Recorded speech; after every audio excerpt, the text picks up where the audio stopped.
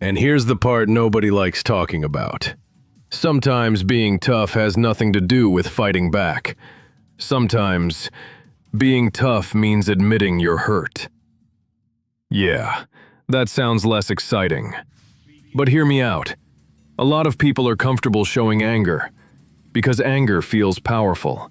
Sadness, fear, rejection, those feel exposed. So instead of saying, "That hurt me," people say, "I don't care." Sure, that's why you've been thinking about it for 4 days. Marcus had another problem. He could walk away from strangers now. But the people close to him?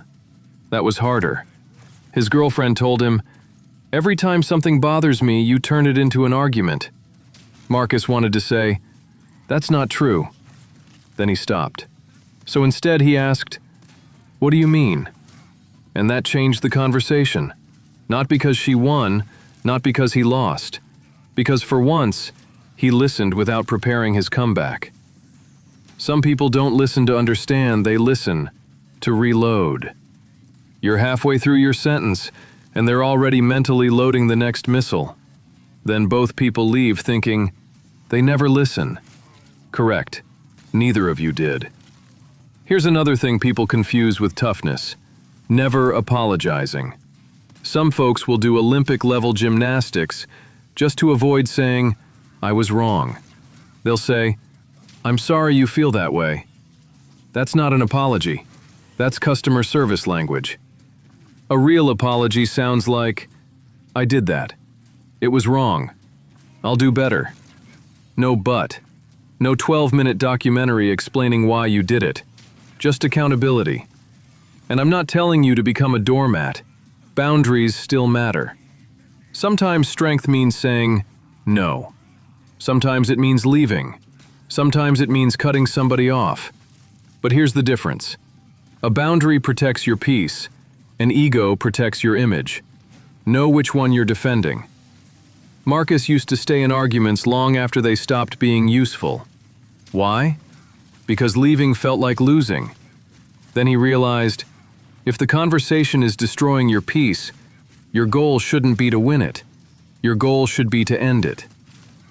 And let's talk about asking for help, because some people would rather drown than let somebody see them grab a life jacket. "I got it." No, you don't. Your car is smoking. Your relationship is collapsing. Your bills are stacked.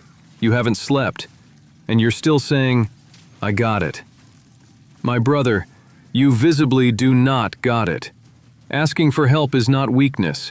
Knowing when you need help is awareness. And awareness can save you years. Maybe money. Maybe relationships. Maybe your life. The dangerous version of toughness says, "I can handle everything alone." The mature version says, "I know when to call somebody."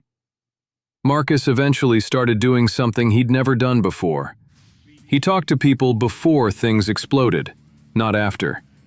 He talked to his boss when he was frustrated. He talked to his girlfriend before resentment built up. He asked friends for advice.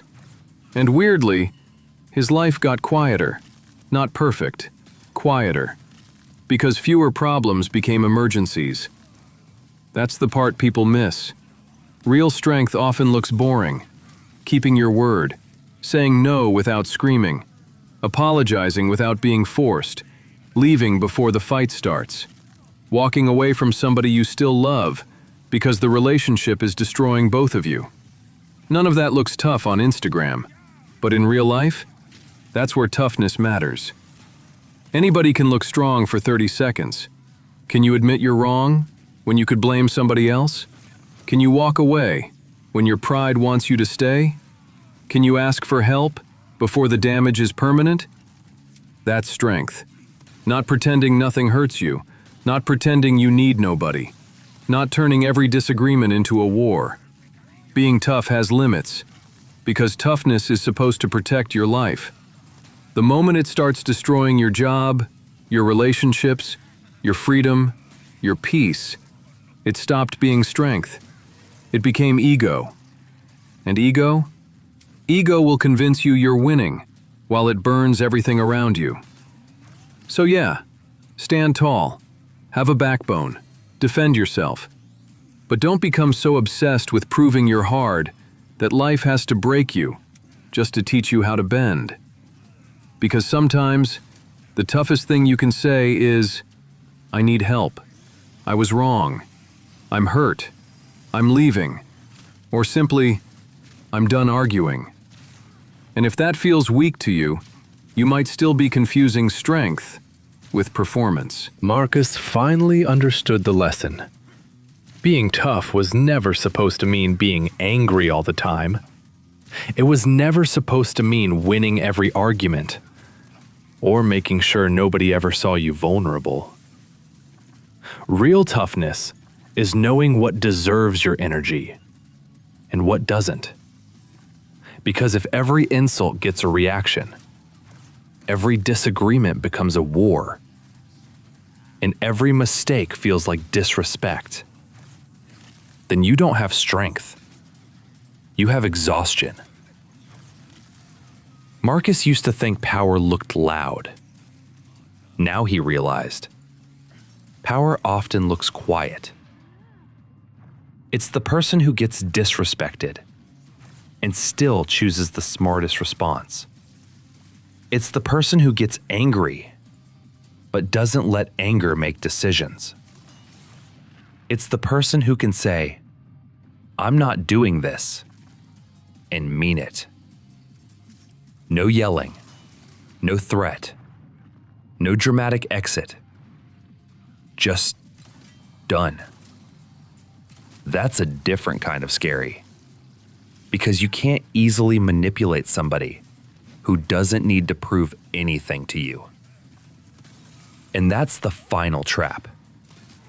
Some people perform toughness for people who don't even matter. Random strangers, co-workers, people online, somebody in traffic.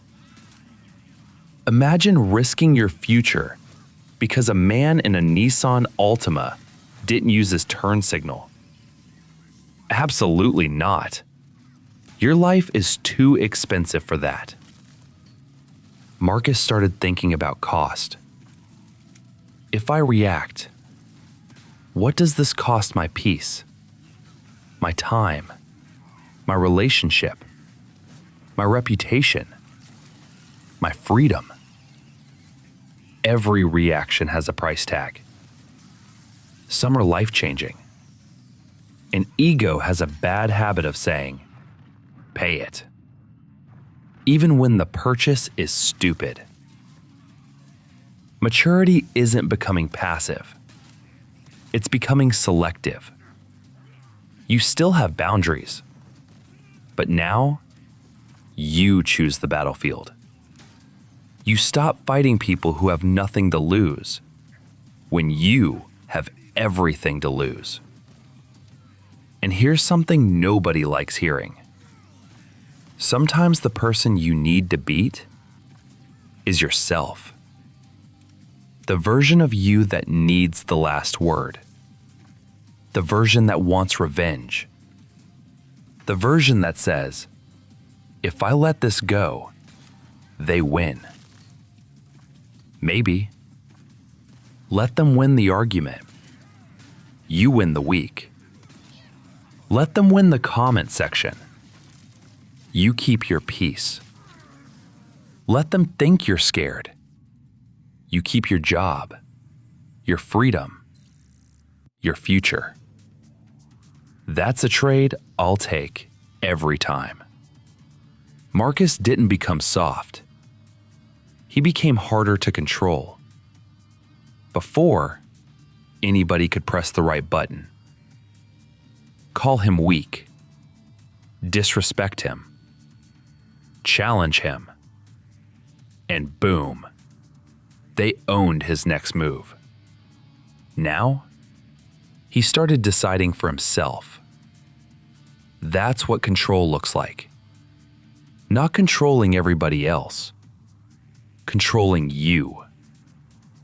And if you're thinking, some people really do need to be checked, you're right. Sometimes confrontation is necessary, but standing up and losing control are not the same thing. You can be firm without being reckless, confident without being loud, and you can walk away without being afraid. The goal isn't to become emotionless. The goal is to stop letting temporary emotions create permanent consequences. Because 5 minutes of anger can cost 5 years. One text, one punch, one reckless decision, one sentence you can't take back. That's how fast life can change. So if you've spent your whole life believing toughness means never backing down, redefine it. Toughness is discipline, patience, accountability, knowing when to fight, and knowing when fighting would be the dumbest thing you could do. It's apologizing when you're wrong. It's leaving when something is destroying you. It's asking for help before you hit the bottom.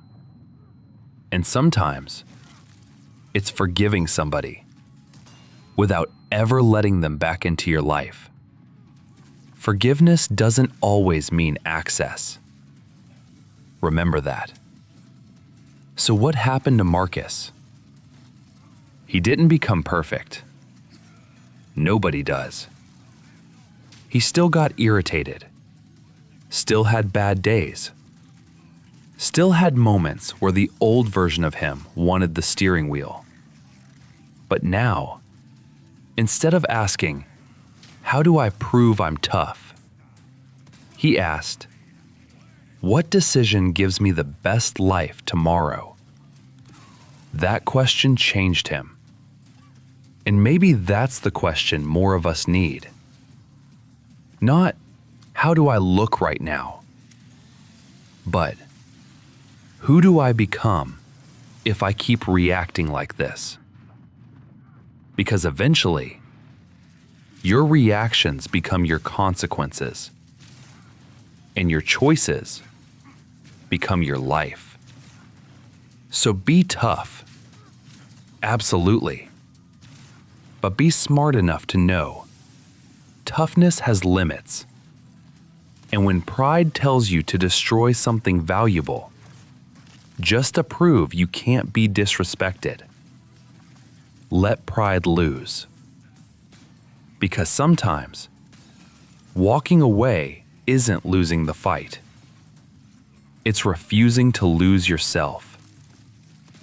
And that is the kind of strength nobody can take from you. There's one more part to this.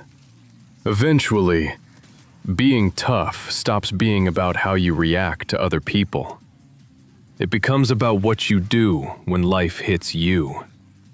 Not arguments, I mean life.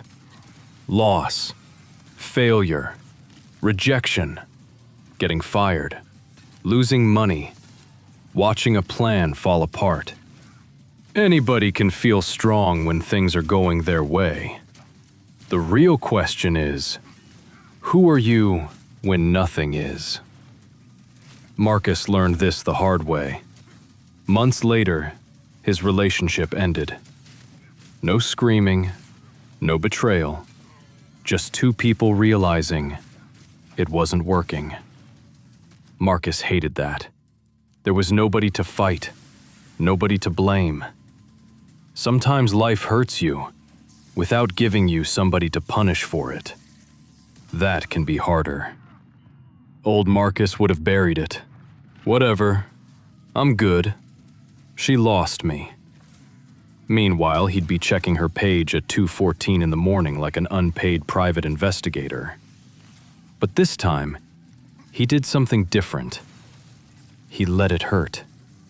He talked about it, admitted he missed her, admitted some of it was his fault, and admitted something difficult. Sometimes love is real, and the relationship still needs to end. That doesn't make it fake. It just means not everything valuable is permanent. And this is where fake toughness gets dangerous. People think healing means pretending you never cared, so they rush into something new. Drink more, work non-stop, post motivational quotes, anything except admitting, this actually hurt me. But pain you refuse to deal with doesn't disappear. It leaks into the next relationship, the next argument, the next decision.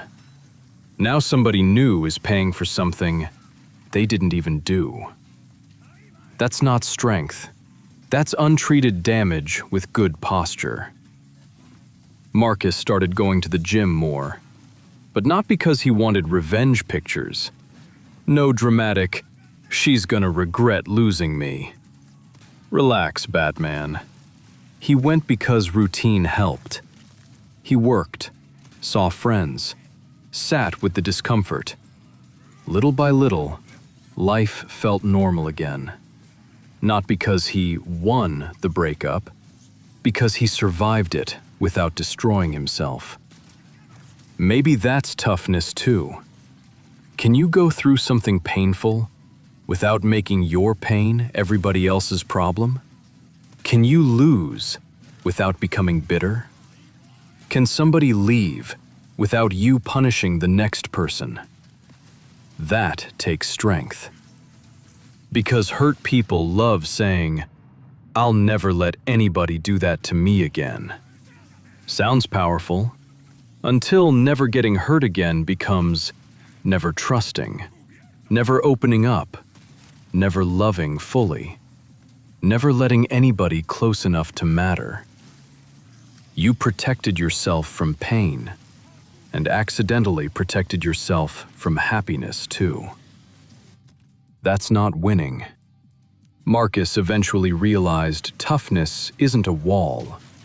It's recovery. You don't need to become impossible to hurt. You need to become capable of healing. Life is going to hit everybody eventually. Money, health, family, relationships, career. Something will come looking for you. You can't control all of it, but you can control what comes after. Do you become wiser or just angrier? Do you learn or only blame? Do you heal or make pain your entire personality? Being hurt explains behavior. It doesn't excuse everything you do afterward. There's another kind of toughness people overlook: starting over. Starting over can be humiliating. New job, new city, new relationship, rebuilding money, rebuilding trust, going back to the gym, trying again later than everyone else, trying again after everybody watched you fail. That takes courage. Easier to say, "I don't care anymore," than to admit, "I still want this, and I'm scared I'll fail again." So maybe toughness isn't about never breaking. Maybe it's about what happens after you do. Can you pick up the pieces without cutting everybody around you? Can you learn from embarrassment without letting shame define you? Can you lose something you loved and still believe life has more for you? Marcus eventually could. Not overnight, not perfectly, but eventually. That's the point. Strength isn't always standing there untouched. Sometimes, strength looks like getting knocked flat, staring at the ceiling for a while, and finally saying, "All right, what now?" No audience, just getting back up. Because being tough has its limits.